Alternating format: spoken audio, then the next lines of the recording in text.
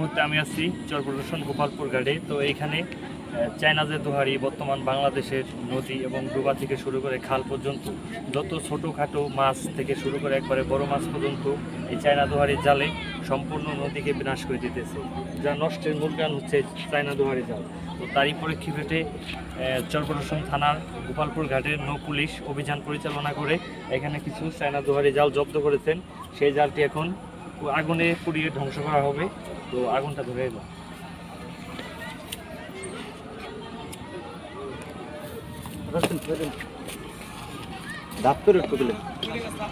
আগুনের শিকার দেখতে পাচ্ছেন দর্শক।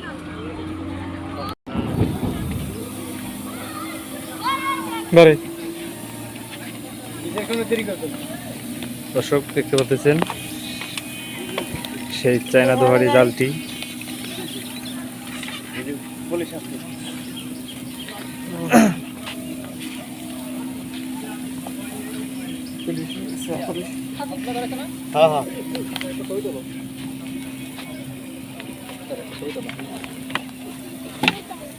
ছবি তুলে দেওয়া লাগে। আমি সব তোলো ইয়ে কই তাই না পুরাই কেন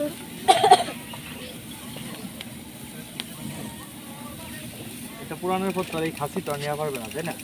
না না, খাসি নিয়ে কোনো কাজ নেই।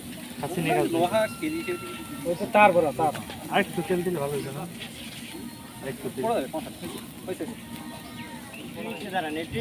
বর্তমানে এই চায়না দোহারি জালটা যে নদীর মাছগুলা বা নদী থেকে ডুবার থেকে শুরু করে একদমের সম্পূর্ণ ধ্বংসের বিনাশ বা মূল কারণ আপনি কতটুকু যুক্তি?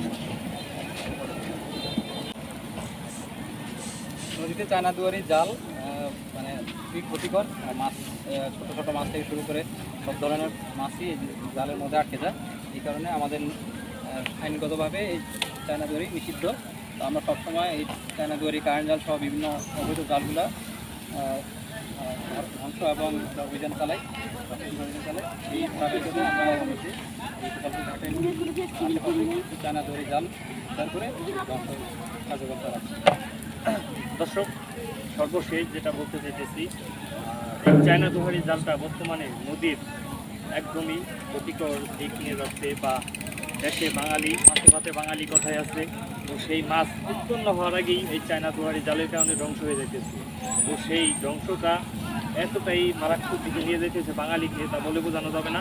চর প্রদর্শন থানার গোপালপুর ঘাটের নৌ পুলিশের অভিযানে আজকে এই চায়না দোহারি জালটি ধ্বংস করা হলো। আসসালামু আলাইকুম, ভালো আছেন?